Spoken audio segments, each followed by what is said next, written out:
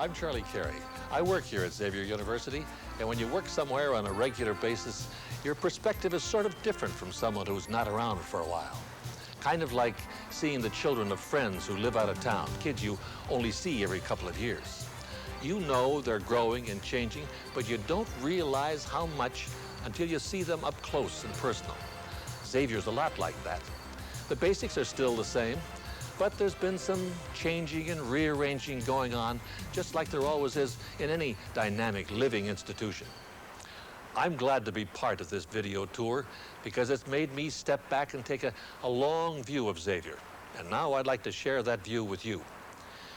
Part of that view is a historical perspective that holds interest for every Xavier alum.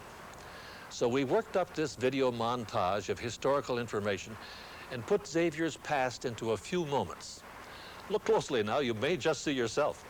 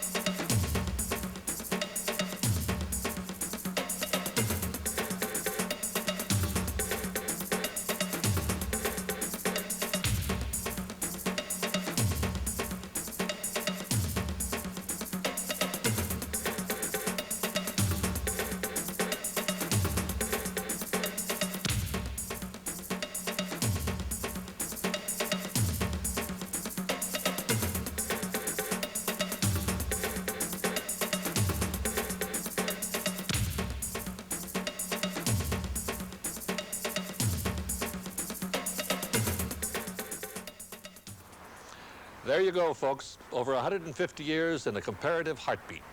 Breathtaking, isn't it? As I was watching, I was taken by the fact that the actual physical part of our institution reflects so much of what is great about Xavier. The ability to change by building onto a rock-solid foundation.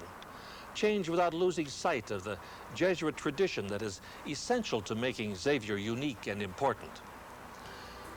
The most current example of building on tradition is the Xavier Science Center, now nearing completion.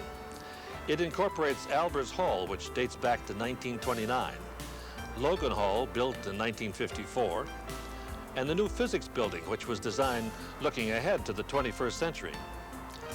If it were an out with the old and in with the new mentality, we might have needlessly lost some precious Xavier landmarks. But with thoughtful renovation, combined with careful use of available space, Xavier's well-respected pre-med and science programs have a new home. The pre-med program, you know, sends roughly 85% of its graduates to medical school. That's 40% better than the national average. By the way, the design of the new physics building purposefully complements the familiar collegiate Gothic look that many of us have come to identify with Xavier. You know, the old standbys such as Alumni Hall, and Schmidt Hall with the Lodge Learning Lab and Computer Center, Hinkle Hall with faculty offices and classrooms, and those intense faculty bridge games. Legendary indeed. The memories of 70 years of students seem to echo with your footsteps as you walk down the halls. Of course, nothing is as constant as change, and Xavier reflects that old bromide in the most positive sense. Using the mall for the moment as the center of things, let's take a look around. Over here is the shop building with administrative and academic offices. It's the former home of Xavier's Jesuit community. The McDonald Memorial Library is quite a change from the old library in Schmidt Hall. You can't get a Big Mac here, but you can get some big information in a hurry when you need it. And now the card catalog can be called up on a campus computer terminal wherever there is a mainframe connection. Next door to the library is Alter Hall, which along with all the classrooms used to house the education department and WCXU, the forerunner to Xavier's public radio station WVXU. WCXU operated on a carrier signal which could only be received in dorms. The new station is over on another part of campus now. Alter is used for administration, traditional classroom-style education, and houses CAPS, the Center for Adult and Part-Time Students. That's the updated version of the evening college. Sort of joined at the hip to Alter is the College of Business Administration building. Our business programs have always been one of our strengths. And with the addition of an entrepreneurial center, the new International Business Center, and the Center for Management and Professional Development, Xavier's undergrad business programs and its MBA program rank with the most respected in the country. Perhaps it's appropriate at this time to take a moment for reflection and consider a part of Xavier we've only briefly touched on. Bellarmine Chapel was built in 1962 to replace the old Schmidt Library Chapel. Bellarmine Chapel, named after a Jesuit scholar, reminds us of the fact that Xavier is not only a Catholic institution, but a distinctly Jesuit institution with a dedication to strengthening the body, mind, and spirit of every Xavier student, past, present, and future. Students come together at the University Center for meals in the Musketeer Grill or the student cafeteria, for fun in the Down Under room, and for combinations of fun and serious work in the Xavier Newswire office and in the Xavier Theater. It's amazing to me how much of Xavier you can see from the mall, and how much more of Xavier there is to see, and how many more memories there are connected with this great school, at once old and at once young. Dormitories. Remember dorm life? Even Cincinnati students who lived at home had friends in the dorms and spent some time there. Students today live in residence halls. The halls today consist of Brockman Hall, now air-conditioned, which I'm sure elicits a sigh of envy from those who were here when it wasn't. Husband Hall, Kuhlman Hall, which houses the Student Health Center, and the latest addition to student housing, Xavier Village, which opened in August of 1989. Xavier Village is an apartment-style residence complex for upperclassmen and graduate students. It's across Dana Avenue from the university's main entrance. While we're crossing streets, let's take a look across Victory Parkway. This view demonstrates Xavier's ability to combine the old with the new and to sometimes change some of the features of the old while maintaining important substance.